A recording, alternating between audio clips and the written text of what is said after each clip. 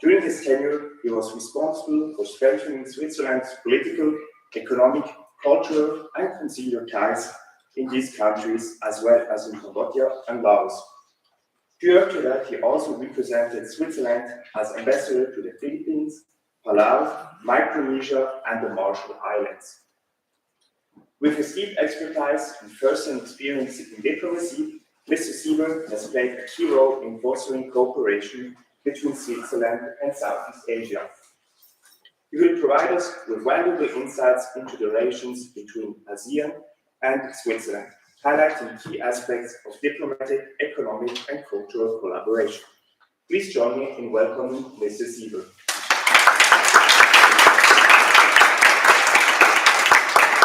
Thank you very much for this very kind introduction. It's great to be here on a rainy Tuesday morning to kick off the second day of your seminar. So very happy to be here and very nice to see such a nice and big and interesting crowd. The introduction was very much appreciated, and I try to get straight into the matter of things. And we'll talk about ASEAN mainly because ASEAN is an important actor in the region, of course, and has been traditionally for a long time, and increasingly over the last few decades, an important partner region, and with a number of very important partner countries for Switzerland. So I will elaborate that as well. But I understood there is considerable interest also on ASEAN as such, and I've spent quite a few years in the region, all over 16 years altogether in my professional function. So I have a bit of a also historic perspective of it, which I'm happy to present to you as part of my presentation. Then afterwards, in a hopefully sufficiently long Q&A session with some more discussions where I look forward to engaging with you. So let me start with the introduction. The focus of geopolitical power is clearly shifting eastwards. Over half of the world's population now lives in the Asia Pacific, and some 35% of global economic output is generated there. On a geopolitical level, the Asia Pacific countries have increasing influence on the international stage. Southeast Asia is part of this development and in itself a dynamic growth region. Together, the 11 countries of the region already constitute the world's 5th largest economic area. Their increasing integration into global value chains is accompanied by rising living standards almost throughout the region. At the same time, Southeast Asia faces growing risks. There are political and security tensions that threaten global trade routes, and the impact of climate change is particularly marked in this region. Also, their geographical location in the Asia Pacific lends them additional relevance and puts them at the heart of the strategic competition between the US and China. Southeast Asia is also increasingly important to Switzerland. Thanks to the dynamic development of the Southeast Asian economies, there is growing potential for cooperation in the areas of trade and investment. Harnessing this potential will help to promote prosperity. Southeast Asia is also gaining importance in terms of maintaining peace and security and in promoting sustainable development.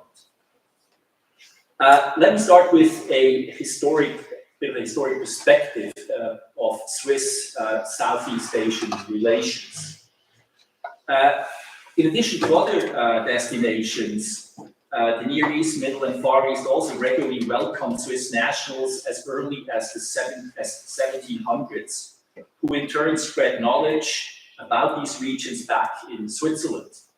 Swiss merchants, missionaries, explorers, and mercenaries made these connections.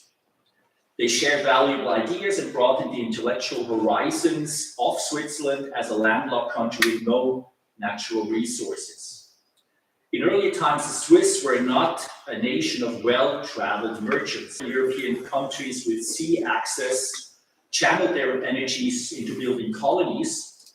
The Swiss Confederation primarily exported mercenaries to neighboring countries. Some of them actually ended up in colonies of these neighboring countries, also in South and Southeast Asia. The situation changed with the industrialization. As protectionist customs barrier hindered Swiss export around Europe, expansions from the small domestic market could only be achieved by tapping into new markets. For these reasons, Switzerland intensified its relations with Asia, as well as the United States, in the 19th century. The initiative mainly came from enterprising individuals at the time. The early Swiss footprints in the Far East were marked by adventurous young people who were confident in their abilities. Their desire was strong to break out of the confinement and of the oftentimes challenging conditions that prevailed in Switzerland at the time.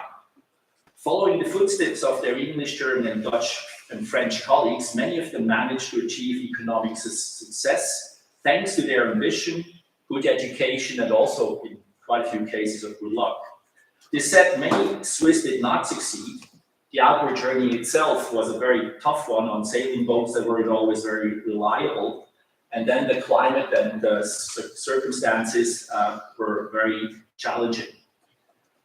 Watches from Geneva and Jura were the first goods traded from Switzerland to Asia. And from 1840, textile products from Glarus and eastern Switzerland followed. Silk and spices were imported back in return, and important trading companies were established towards the end of the 19th century and beginning of the 20th century. The growing trading relations emerging in the 19th century benefited from the subsidiaries of Swiss trading companies that were set up there at the time. Several thousand Swiss citizens served as mercenaries in the Dutch colonial army in what is now Indonesia. The first Swiss consulates in Asia were opened in Manila in 1862. It was followed by representations in Batavia in 1863, today's Jakarta, in Singapore in 1917, in Saigon in 1926, and in Bangkok in 1932. During the Second World War, Switzerland repeatedly provided good offices in Southeast Asia. For example, in its role as protecting power, it represented the interests of the UK and the US in Thailand. As host state of the 1954 Geneva Conference, it supported efforts to end the war and restore peace, at least most of it, in Indochina, which led to the independence of Laos and Cambodia and the creation at the time of the separated Vietnam. Complementary to trade and diplomatic exchanges, Switzerland first delivered humanitarian and technical support to the region in the 1960s. In 1976, a comprehensive program for bilateral development cooperation was agreed with Indonesia. Other states over time also became priority countries for Switzerland's international cooperation. A program like this started in Vietnam in 1991, in Laos from 2006 onwards, in Cambodia from 2012, and Myanmar from 2013. Following the devastating tsunami in 2004, Switzerland provided comprehensive emergency aid and supported reconstruction in Indonesia and in Thailand. From 1990 onwards, economic ties in particular saw very dynamic growth. In 2002, a free trade agreement was signed with Singapore within the EFTA framework. This was followed, EFTA is the European Free Trade Area. Association, sorry, EFTA. In 2016, this was followed by a free trade agreement with the Philippines, also in the EFTA framework. Then the EFTA Comprehensive Economic Partnership Agreement with Indonesia was signed in 2018 and came into effect in 2021 at the time after a popular referendum here in Switzerland, which was quite controversial. And moreover, an FTA between Thailand and EFTA was signed just last month at the World Economic Forum, the latest conclusion of an agreement in the region. Currently, there are negotiations ongoing with Malaysia and also with Vietnam. Dialogue and exchange between Switzerland and Southeast Asia have consistently also been fostered on a personal level. The sizable communities Swiss communities abroad, but also Asian, Southeast Asian communities here in Switzerland, still form the basis of bilateral relations. The long-serving Thai King Bhumibol spent his childhood and adolescence in the 30s and 40s in the Canton of Vaud, and he maintained links to Switzerland throughout his life. The physician and explorer Alexandre Yersin, who lived from 1863 to 1943, also originated from the Canton of Vaud, and discovered the bacterium that is responsible for the bubonic plague. He worked for many years in Vietnam, as you, Teresa, will know particularly well, where he's considered to be the founder of the country's health system and still very, very revered up until today. The Basel-born activist Bruno Manzer, who was born in 1954 and has been missing in Borneo since 2000, worked to protect the tropical rainforests and the indigenous population living in Borneo. And meanwhile, in Cambodia, the Zurich-born pediatric Beat Richtner, who lived from 1947 to 2018, established and managed 5 children's hospitals that even after his death in 2018 continue to be co-funded through the Cambodian government and the foundation which he set up. So these are just a few highlights of Swiss presence actually in the region. Now, let me talk about Southeast Asia and the global actors and the general, the regional integration. Southeast Asia's growing economic and demographic and demographic weight makes it a geopolitical focus. With its population of 680 million people, it is a significant growth market with continued dynamism. Located at the heart of the Asia Pacific, a crucial shipping route, it is expected to be a key geopolitical flashpoint in the 21st century. Amidst the growing conflict between China and the US, diverging ideas of governance and are converging in Southeast Asia. And maybe it's worthwhile to take a look at the map here to kind of get the the geographical setting rather.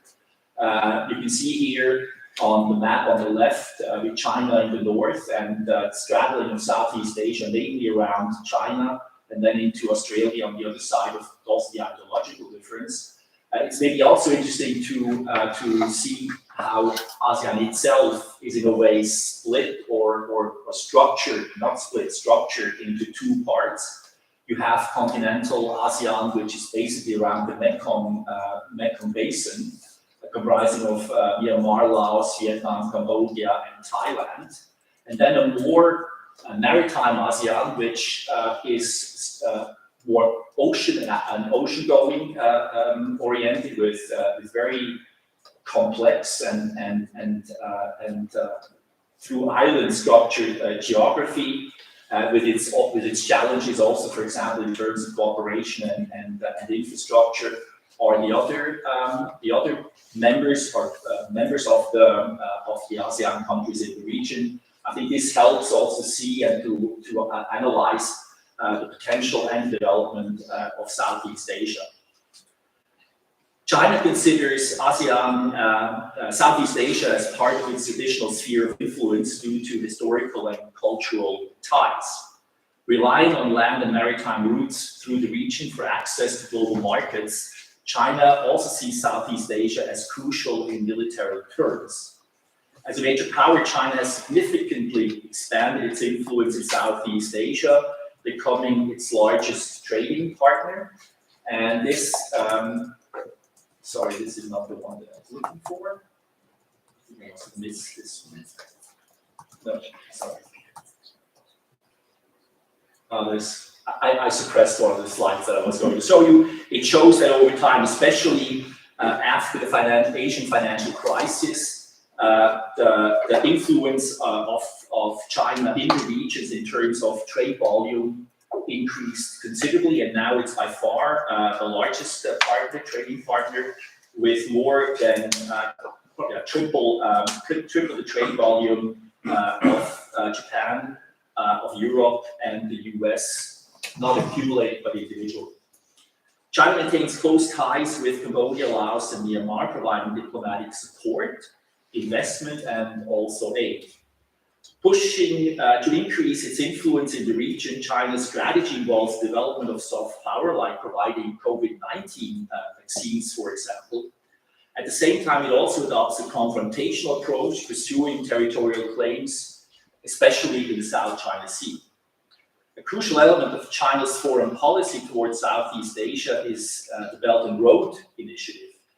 This was launched in 2013 and comprises numerous infrastructure projects in which China is involved in financing and construction, and clearly an outreach initiative provided and pushed by China. In Southeast Asia, the BRI also serves to better connect China with its southerly neighbors. Major BRI projects can be found in all countries of the region, even if they're not always specifically designated as such, and not always have been implemented in a smooth way. Through the BRI, China is helping to cover the substantial demand for investment in Southeast Asia's infrastructure. At the same time, the initiative also brings the risk of over-indebtedness, particularly for smaller and financially weak recipients. And one country which is very much a case in point is Laos, but maybe you can touch on this one separately, or maybe you already touched on this yesterday. The US is seeking to create a counterbalance to the growing influence of China. Through its pivot to Asia, which was launched in 2010, it declared its strategic shift towards the Asia Pacific. Its Indo-Pacific strategy, published in 2022, underscores the importance of the region to the US security and prosperity, with special attention paid to ASEAN as the cornerstone of the region's architecture. In economic affairs, the US has so far pursued its strategic aim only to a limited extent. In 2017, the country withdrew from the negotiations for a Trans-Pacific Partnership, TPP. Then in 2022, it launched a new Indo-Pacific Economic Framework for Prosperity, IPEF, which, unlike the TPP, does not pursue any free trade-related goals. In security policy terms, however, the US is bolstering its activities in the region. As part of a vision for a free and open Indo-Pacific, it is stepping up its presence in the South China Sea and also the East China Sea. Sorry, now I lost. Conducting more joint military exercises and operations with the armed forces of ASEAN countries. In the Philippines, Singapore, and Thailand, the US has long-standing security policy partners in Southeast Asia. The US was also the driving force behind the revival of the Quadrilateral Security Dialogue, the so-called Quad, alongside Australia, India, and Japan, a clear indicator and a clear initiative to strengthen the US presence in the region. A further example illustrating the US's greater willingness to engage with the Asia Pacific on security policy issues is its role as the backbone of the AUKUS alliance with Australia and the United Kingdom, also an initiative that started a few years ago. The EU is Southeast Asia's third largest trading partner after the US and China. It adopted a strategy on cooperation in the Indo-Pacific in 2021, which seeks to step up the EU's external relations with Southeast Asia. A key instrument to this end is the partnership between the EU and ASEAN that has existed since 1977. The efforts also include expanding the free trade network. Corresponding agreements with Singapore and Vietnam entered into force in 2019 and 2020 respectively. Negotiations with Indonesia are underway, while talks with Malaysia, the Philippines, and Thailand are currently suspended. Another global actors include increasingly turning their attention to Southeast Asia. Japan traditionally maintains close ties with the region, and despite the BRI is still the largest infrastructure actor in the region ahead of China. As the top donor of official development assistance, it also enjoys a high level of trust. India is also seeking to forge strategic relations with Southeast Asia as part of its Act East policy. And Australia has increased the frequency of its high-level meetings with ASEAN and its members. Owing to the geographical location of Southeast Asia between Australia and the Asian continent, security issues also play a key role.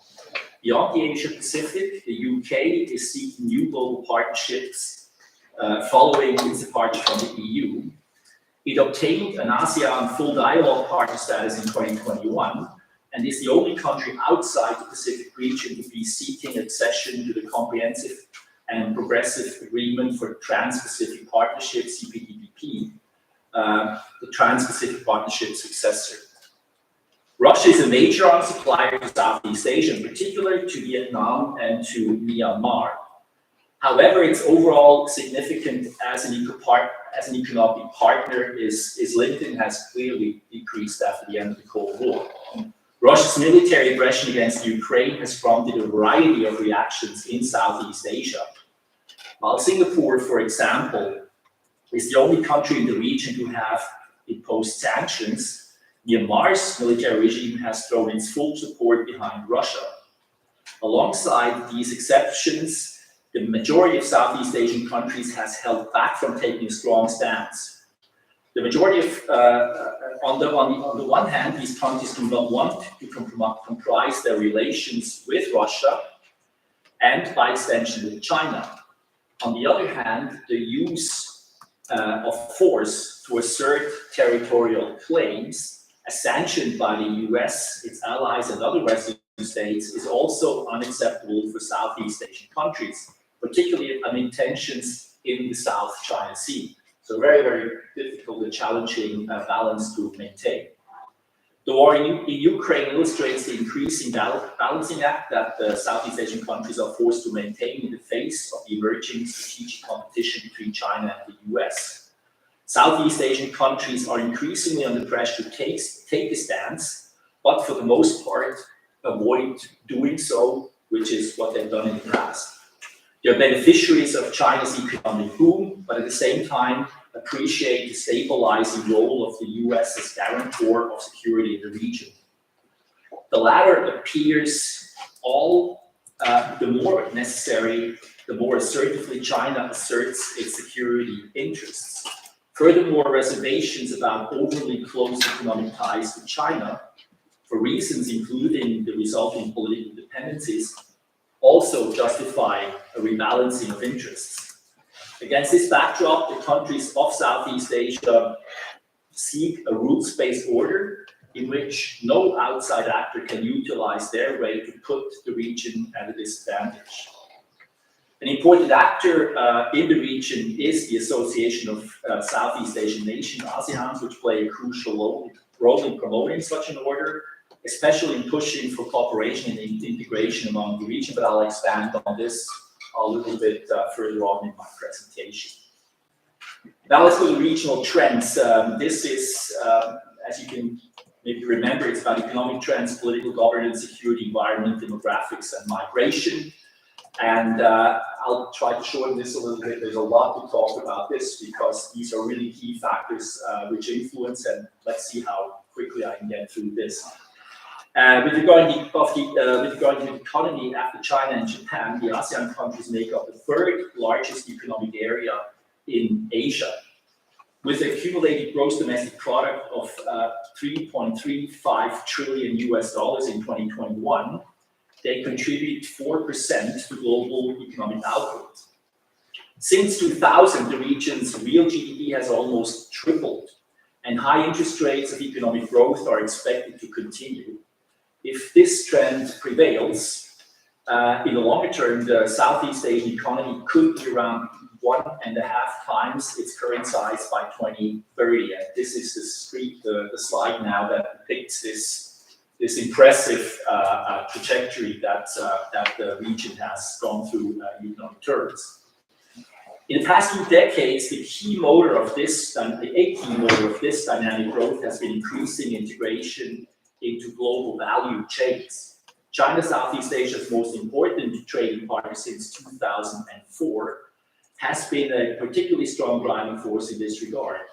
Economic ties with Western industrialized nations have also increased for reasons including the moderate wage costs in Southeast Asia compared with other emerging economies. In the next few years, the diversification of global supply chains, as triggered by the COVID-19 pandemic and now compounded by new U.S. international trade policies, could further increase the region's appeal as a productive production location with all uncertainties that go along with this.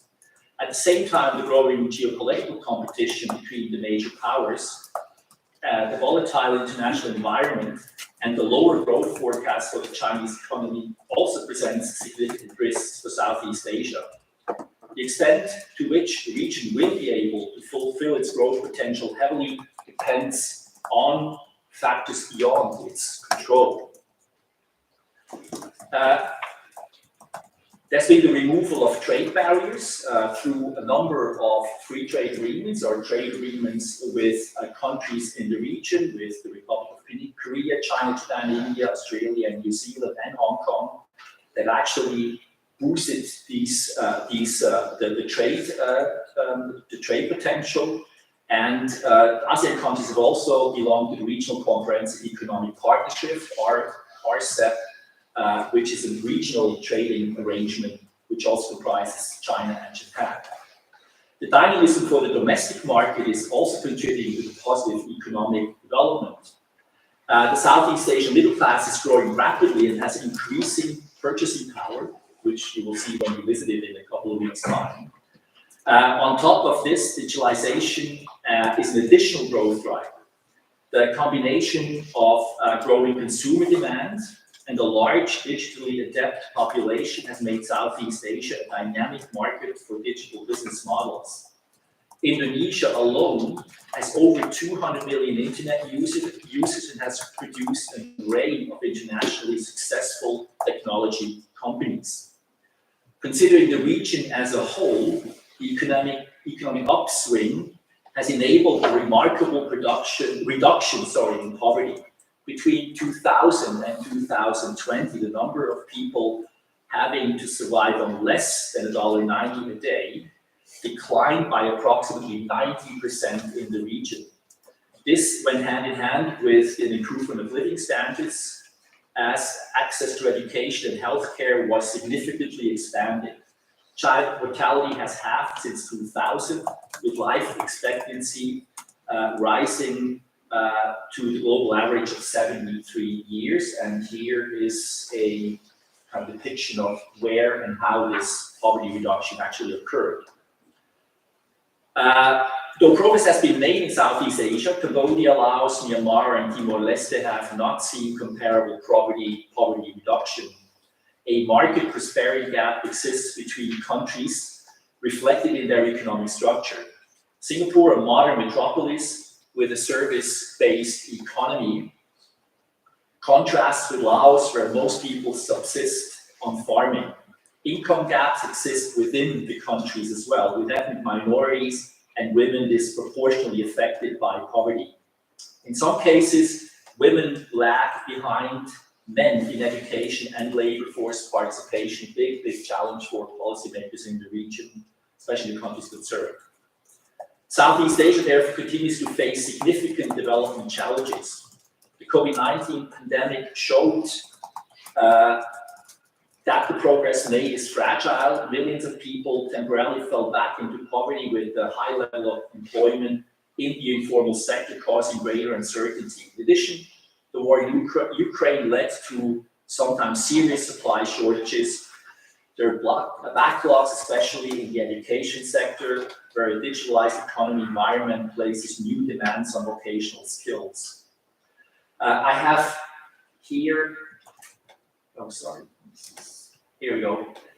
This is a bit of an overview of the income per capita and classification by income categories in the region, which shows the economic discrepancies that exist here.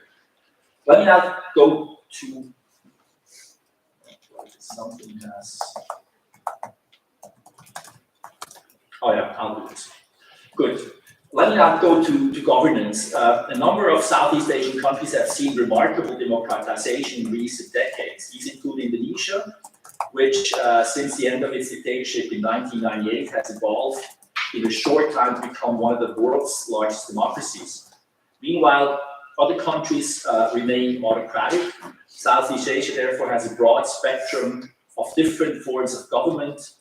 Democratic deficits range from restrictions on freedom of speech and assembly to violent repression of opposition. Authoritarian tendencies have also been observed in democratic countries, and here maybe I'm reverting to the continental versus the maritime distinction in ASEAN. There is a bit of I don't know if it's coincidental or if it's strategic, a concentration of more authoritarian countries in the Mekong region. It has to do with history, it has to do, I guess, with the closeness of China and the increasing influence of China. And I would argue even Thailand has just been very, very lightly blue over the last few years after having been under military dictatorship for 10 years. Whereas the maritime part of Southeast Asia is a more, I think, participatory region. There are now issues about alternative governance models, especially with China pushing it and with clearly a trend of more authoritarianism in the region, which also has been, for example, a feature of the more recent elections in Indonesia. Human rights are a big issue in Southeast Asia. Of course, this usually goes hand in hand, even though there's been a consistent policy of partner countries, especially from Europe and the US, to promote human rights. The pushback has been significant, and I think with economic challenges, with the ideological competition between the big powers, governments tend to put restrictions on human rights as well. Gladly discuss this further on. We have Switzerland has been and continues to be active in this field as well, with promoting human rights in different forums, bilaterally and regionally, and there's interesting developments taking place there as well. Let me now go to security. Southeast Asia finds itself in a challenging security environment. China is modernizing its armed forces, building its capacity to project power, and asserting its security interests more and more forcefully. At the same time, the US is strengthening its military presence in the Asia-Pacific and deepening its alliance with regional partners. In this tense atmosphere, defining common positions on security issues is a challenge for the countries of Southeast Asia. The role of ASEAN and its members in the security architecture of Southeast Asia remains limited. Moreover, there is only a limited number of conflict management mechanisms or forums existing in Southeast Asia which are effective.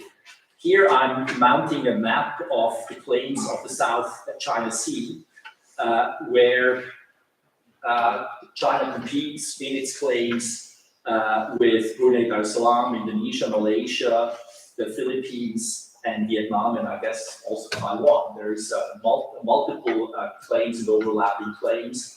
There has been an attempt since 2002 to negotiate a memorandum of a code of conduct in the South China Sea, which would have helped to clarify the regional claims. So far, it's not been successful, quite the contrary, with the expansion of China's presence in the region and the pushback coming from the neighboring countries, from the riparian countries, with a strong support from the US and its allies. These negotiations and these clarifications are probably going on for a long time. There's also internal conflict that is shaping the security situation in Southeast Asia. The recent 3 years ago, since the coup in Myanmar, the situation has deteriorated considerably. There is now pretty much anarchy in the country and a very big hotspot for possible overspilling of conflict into the neighboring countries. Indonesia, in eastern Indonesia, in Irian Jaya, there's still a regional conflict going on. The Philippines has made progress in Mindanao. There's been a conflict with the Muslim minorities there. And in southern Thailand, the conflict is still going on, also with the Muslim minority. It's been ongoing for more than 20 years. And there is continuous attempt, which so far have not been very successful. I'll just quickly go through the other parts: environment, demographics, and migration. I think we all know, we read in the news about the environmental challenges. Climate change is affecting the region disproportionately with its large coastal areas, but also its exposure to natural disasters, to floodings, and with an impact, for example, on climate migration. These are clearly aspects that the region has a very, very big interest in solving and tackling, with, of course, as much as possible, also with the support of its external partners. There's a lot to talk, for example, about the Mekong region. The Mekong is a key river in the region, which is also become more and more politically relevant through its exploitation for hydropower, but also as a base for sustenance for the people living in the region. And again, it's a topic that can be discussed for many years, many hours. Happy to take it up in case you want to know more about this in Q&A, which I have to start soon, I guess. Demographics: Southeast Asia is home to some 680 million people, which is 9% of the world population. And with the current growth forecast, it will possibly or likely stabilize around 800 million by 2060. The challenges are big. There's also an aging. Quite a few countries are past the soft spot of growing population. These are challenges that are faced, again, by countries like Thailand, but also other countries move closer and closer to this threshold. Migration is primarily done in the region for economic reasons. Some 20 million migrant workers support their Southeast Asian home countries with remittances worth 3% of GDP. In some countries, like, for example, the Philippines, it's 10%, with a huge impact on the economic development, also on social development. It also is not maybe the best way of how governments are being induced to do social policies and economic policies. If you have 10% of GDP flowing without doing anything much into your economy, it gives the governments quite a comfortable situation. Here, another slide on the economic trends, and you can see the slowing down after the middle of this century, which will provide considerable challenges to the countries of the region. We know it too well here. Now, let me say a few words, and I really have to speed up, I think. I think we might discuss about Swiss relations a little bit more in the Q&A. The ASEAN plays a crucial role in promoting the order in the region. The organization was founded in 1967, still during the Cold War, and then opened up after the fall of the Berlin Wall, and admitted 4 more countries to its current size of 10 members, with Timor-Leste a member candidate, and probably joining in the near future. Beyond its integration, ASEAN sees itself as a platform for the inclusion of other actors. You can see here a chart of the ASEAN-centered multilateral formats that have grown over time. ASEAN really is the preeminent discussion and political basis for negotiations in the region, and it is continuing to also strengthen or enlarge its impact. The experience shows, and this is maybe one of the flaws of ASEAN, that it has been going rather wide than deep. And this is another chart that shows what other regional, interregional, sub-regional formats also exist, with ASEAN oftentimes as the center or as part of it. You have, I mean, you can see it, it's in the center around ASEAN are the ASEAN-related formats, but then you have USA, ASEAN, you have ACMEX, which is not even here, which is the regional cooperation. So it's an abundance of formats, which makes it challenges to deepen. And if we look at ASEAN's more recent history, the challenges that are posed on the region through the big power competition actually also challenge the effectiveness of their structural and organizational potential, which has not kept up to date, I think, to face these challenges. It's also good. Well, it's visible that in the past, whenever ASEAN had crises, for example, in recent years with Myanmar, it has not been able to respond to it effectively, to provide a process that helps the region. In the past, even beyond, for example, when in 2003, Thailand and Cambodia had a border crisis in Preah Vihear, things escalated, and ASEAN was, in a way, not in the strong position as it was hoping to be. With regard to Swiss-ASEAN cooperation, Switzerland has expanded its impact in the region. We've had embassies there all the time. We've had a good cooperation. We've become a sectoral dialogue partner in 2016, which allows us to be institutionally attached to ASEAN. In ministerial contacts, we are invited into Foreign Ministers meeting, and we have a dialogue through the ASEAN Foundation and also with the Commission on Human Rights, the Intergovernmental Commission on Human Rights of ASEAN. This is a sign of Switzerland's continued engagement and strengthening in the region. In Switzerland's interests are the promotion of peace and security. We have done this for many, many years and in specific areas. We also promote and engage in political dialogue in the area of peace and security. We do this through bilateral dialogues that we have. We have human rights dialogues with some of the countries, and we engage in peace processes. For example, in Myanmar now less. It was prior to the military coup. We are active in the south of Thailand. We have a pretty important part in Mindanao, and we provide some technical assistance also in the South China Sea. All areas where Switzerland applies its expertise in this field.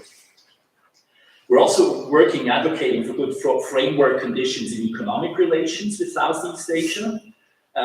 We have high-level dialogues on economic and trade policy issues, and concluded a joint declaration on cooperation between EFTA and ASEAN countries. Switzerland will also work with the ASEAN framework to reduce economic inequality. I've mentioned all the bilateral programs that we have with a number of countries. And we are working in different formats with promotion of sustainable development. As I said, structured cooperation in the areas of digitalization is aspired to. There's contacts and discussions about how this could be strengthened. Let me just quickly, and then I think I will leave it for an open discussion. I will not go into individual relations with each ASEAN countries. Each of the ASEAN countries, I think we can do that in the Q&A session. There's also in the region other multilateral formats where Switzerland is involved. The first one is the ASEAN Development Bank, the ADB, which was founded in 1966 and is headquartered in Manila. Switzerland is one of the 16 non-regional members of the ADB, which provides basically credits and loans to infrastructure projects in the region, and it has played an important role in infrastructure development, also in cooperation within Southeast Asia. Switzerland also is involved in the Asian Infrastructure Investment Bank, which was established in 2015, based on a Chinese initiative and headquartered in Beijing. We have been one of the founding members, and we feel it completes the actors in terms of finance and infrastructure development with the World Bank, with the IMF and the IFC. Switzerland also has been an early supporter and partner of the Mekong River Commission.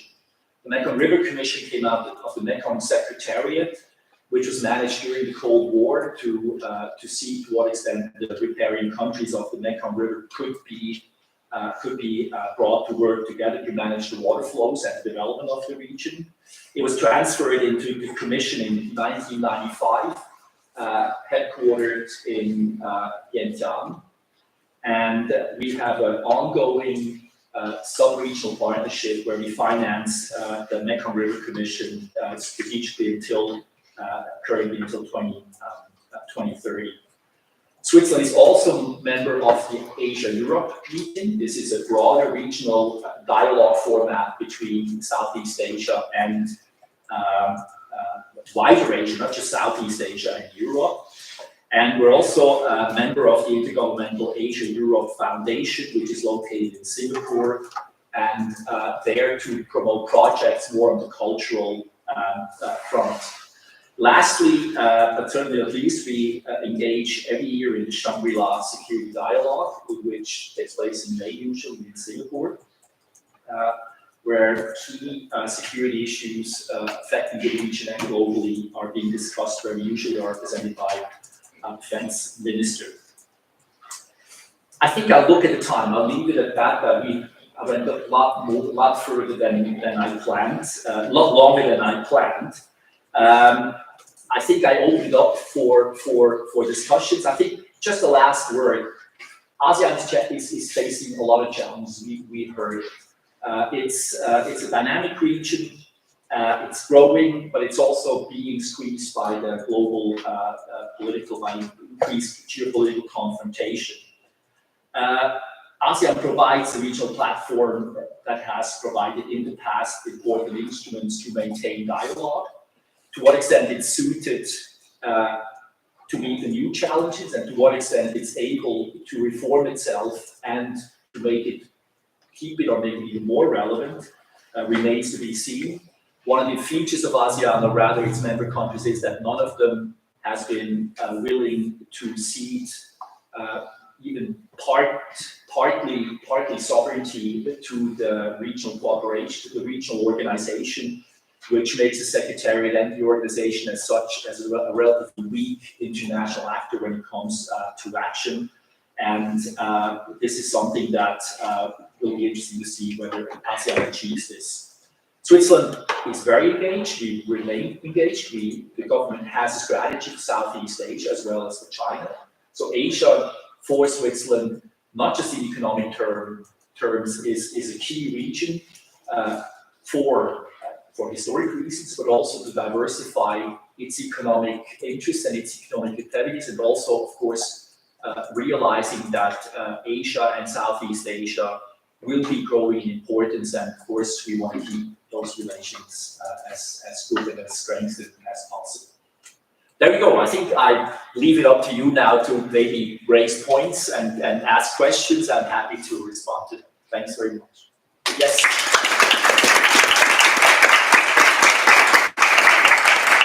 I feel like it's rather impossible to talk about ASEAN without mentioning China. I guess today not impossible to not mention China when talking about economics in general. And I know that you said the estimated lower growth of China is a challenge for ASEAN, or will be a challenge for ASEAN. And that surprised me because I thought maybe the difference would be the case, that this is a chance for ASEAN, since I think there is as well a competition between ASEAN and China. Or am I wrong in that regard? It's more. I'd say it's it's more of a challenge than an opportunity. It's always both. Yes. China is is the main trading partner of Southeast Asia, and if you look at the trade flows, they're actually much of it are trades that go through the countries of the region and then out into the global market. So you have the trade balances that are usually in disfavor of the countries in Southeast Asia. So there, with a Chinese economy that is slowing down, that is exporting maybe less or providing less for value chains because of global economic activities that are slowing down, and maybe even more so now with US sanctions being imposed, it will become a challenge for Southeast Asian countries as well. They have to be agile. There is potential for them to position themselves as second production centers, as alternative production centers, taking advantage of changes in legal structures and international trade flows. But those are also very volatile. They can change overnight, as we see these days with the US policies on international trade. So it's a very challenging time for the region. The potential is there. It's still a growing region in terms of population. There is a huge need of infrastructure development, and I think if the countries manage to get past the middle income gap, there is a potential that local demand will grow sufficiently big to really make the economy grow. China at the moment has a problem with jumping the middle income gap, and I think this slowdown of the economy in China makes it very hard, difficult, challenging for it to pursue its developmental objectives. We'll see whether they succeed or not.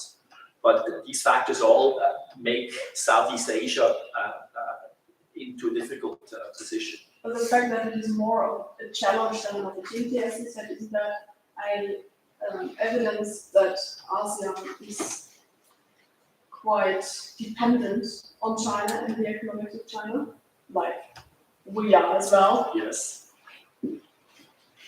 that's true. I mean, that's true. So, but again, the Chinese development is extremely important. I mean, this is and at the moment, yes, exactly. At the moment, there's so much uncertainty. I think it's very hard to make predictions. I would not want to be an investment manager in one of these big multinational corporations that have very diversified supply chains, and it's not an easy time to be in that position. Some more questions? Yes. I want to ask how have ASEAN-Switzerland relations evolved since Switzerland became a sectoral yellow partner in 2016? Yes, I think they have developed quite nicely. We were represented by two ministers in 2016. No, sorry. I think it was 16, yes, exactly.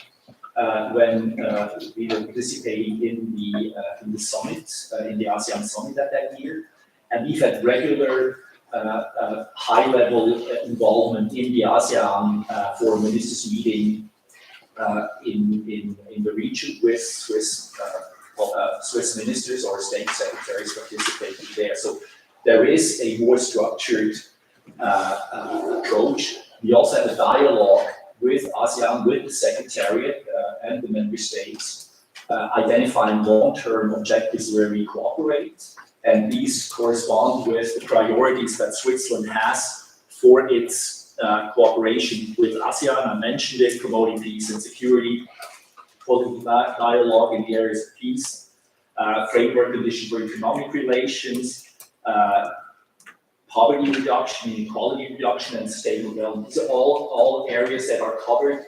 I think there's about close to 50 points that are regularly being discussed and developed. We've also opened an ASEAN representation in Jakarta with the Secretariat. So clearly on that level, it has improved, the relations have strengthened. On the ground, I think it's economic cooperation that is the driving force. We have an increase in Swiss nationals living in the region, settling in the region for different reasons.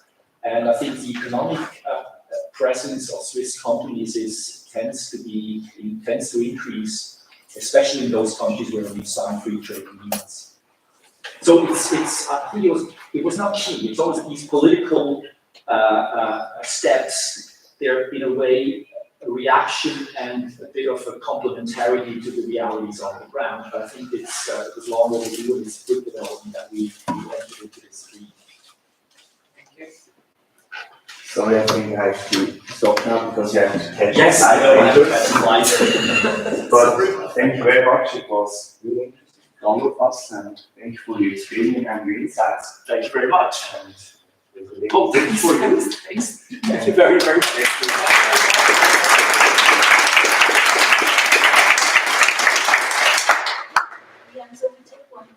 Yes, sorry, I have to rush. My plane leaves at 12 in Zurich, and I'm still packing, so I'm a little bit behind. But thanks again for welcoming me. I wish you a good, successful seminar, and enjoy your trip